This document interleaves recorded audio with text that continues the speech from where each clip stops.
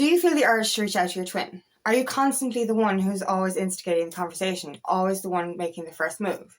Do you always feel the need to check in on them to see how they are and how they're feeling? The thing is, we do have to trust our intuition and trust that your own journey is unique to you, but we also need to give them the time and space to grow. Separation is preparation, and we have to understand that space is important too, not just for them, but also for you. My name is Angela Cleary. I'm a feminine empowerment coach. I specialise in healing after narcissistic abuse, and I also offer twin flame and spiritual guidance. This is the thing, and this is funny. If you're like me, the Christmas period is really intense when you're in separation. For this year, for me especially, it's been excessively intense because, so like I met my twin in 2024. So Christmas 2024 was hard, but it wasn't as bad. This year, though, my human's feelings has caught up with my soul's feelings. So like my human is in love with him now as well.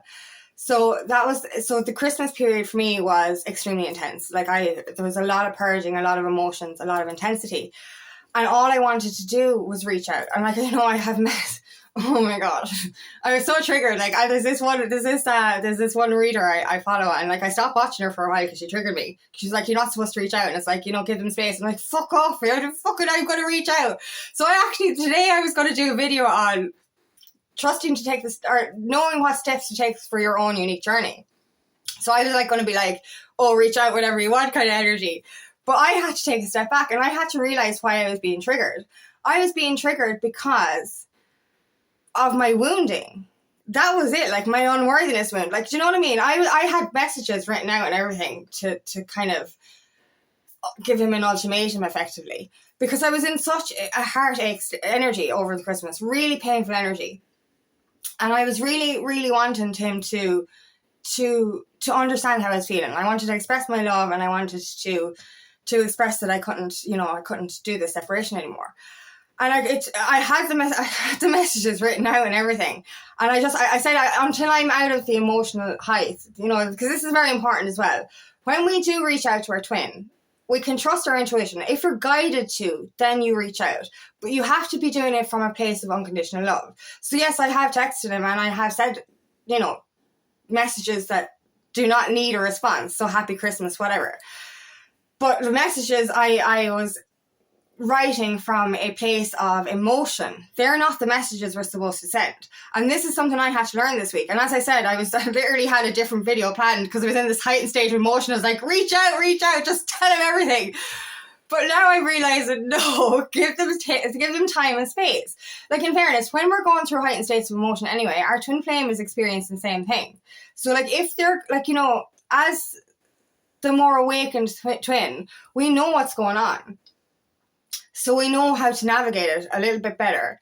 But especially if the less awakened twin is the divine masculine, is the male effectively, they're going through a lot more, they have to heal a lot more in regards to emotions. Do you know what I mean? That macho mentality, that toxic masculine energy, they've never been allowed to express their emotions safely before.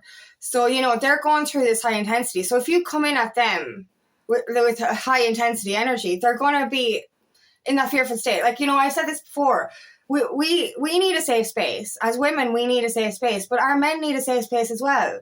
We have to create safety for them as well, especially because they have been led to feel unsafe for expressing their emotions. And I said this before, if you're calling your twin flame back home with anger, with frustration, with pain, they're not going to feel safe. I've said this before, like, when you're a kid and you break a window or something, you hide in the bushes for the whole day and you're like, I'm running away from home, I'm never going back. And then you hear your parent or your grandparent after they fucking see the broken window and they're like, get the fuck in here, I'll fucking kill you. And like, when we're in this angry or heightened emotional state, we're effectively saying to our twin, get the fuck back here, I fucking love you, get back here or I'll fucking kill you. They're not going to feel safe to come back. So if we're sending them messages in the heightened state of emotion and sending them like messages as an ultimatums and saying, do this, they're going to be like, I'm scared, fuck this shit, I'm already fucking, going through these emotions, like, and this is actually making me worse. It puts pressure on them. And that's the thing, like, so we have to start realizing what is right, the right communication, what isn't. I'm very triggered by this because using my voice in relationships is something that is very important, and it's something that I need to heal. So a lot of my triggers and my anger was like, I fucking need to use my voice. I have to say this. I have to say this. And that's fair enough. But, and then when the reader was saying, like, you know, you shouldn't reach out and that you should take your time and all this and give them space, I was getting so angry. I was like, no, I have to use my voice. I have to use my voice. But then I realized, hold on now. If we continue to reach out, we're reaching out from a place of unworthiness. So, like, this is a spiritual connection. This is not a 3D connection. This is not like our past relationships. So we have to stop acting as if it is. We have to stop making decisions based on what it would have been in the past. This is a spiritual connection, and if we keep reaching out, that's us effectively not trusting divine timing, the universe, not trusting our twin flame, and not trusting ourselves. So this is it. Like, you know, you're literally delaying union every time you reach out, because you're effectively saying, I don't trust that this is a spiritual connection, and I don't trust that this is going to work out on its own, so I have to keep reminding him that I'm here. You know what I mean? I have to keep telling him, like, you know, I have to control. It's control. We have to release control. This is the thing. Like, we think that if we don't reach out to our twin, they're going to forget that we exist. And, you know, I know Christmas was really hard because we're like saying to ourselves, Christmas is a time for love and being around the people you love. And your twin flame is the people you fucking love. And you're saying to yourself, like, all I can think about is you. And all I can think about is wanting to contact you. But why aren't you contacting me? Do you not feel this love for me, especially around the Christmas period? So, like, you know, that's why our emotions were heightened over Christmas, is because we were effectively saying they're not thinking of us the way we're thinking of them. So then we were reaching out of a place of desperation, a place of, you know, unworthiness, literally asking them to validate us and literally trying to say, you know, do you not think of me right now? Or even just, you know, reminding them that you exist. But you don't need to remind your twin flame that you exist. And you don't need to, like, the reason they're not reaching out is because they're going through their own shit as well. We have to remember, everything that we go through on this journey, our twin flame is going through it as well, but they have less tools.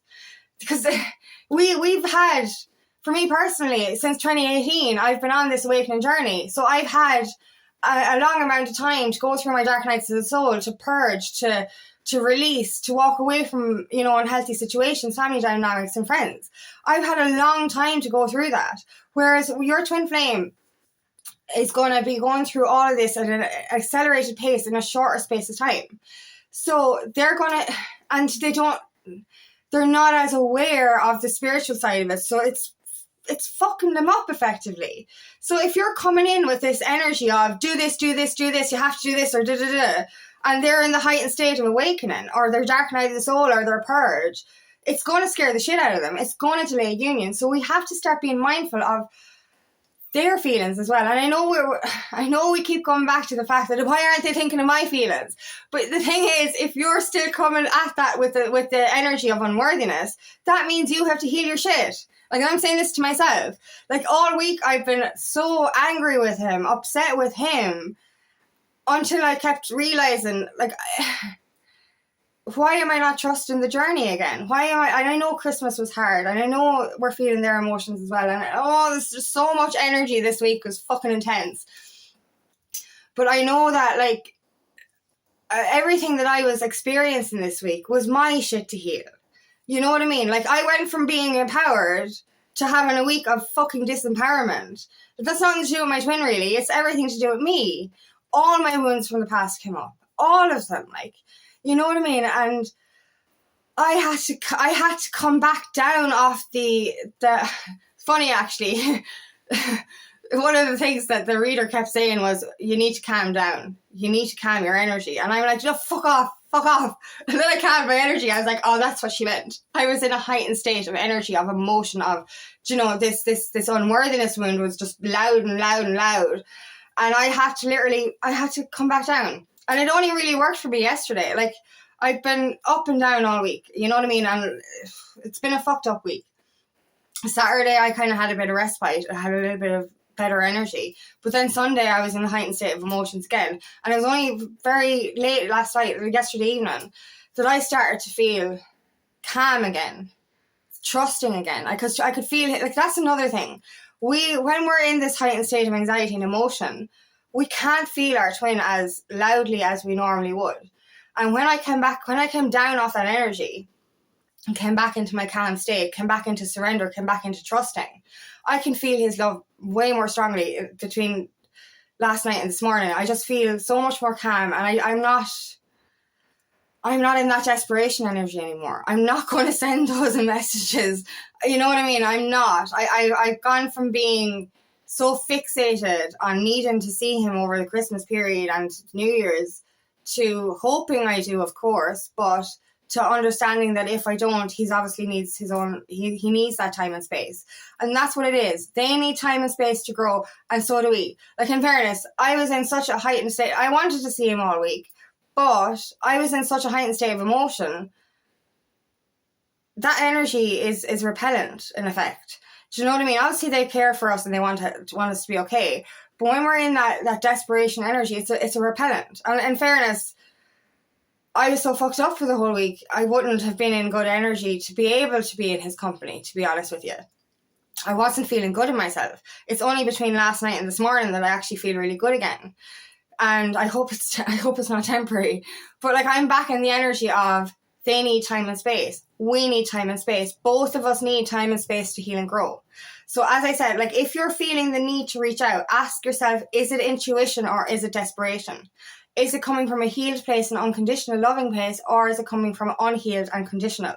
Are you trying to control the situation, or are you just literally, like, you know, the likes of sending a happy Christmas message without needing a reply? That's you sending love without actually needing an outcome.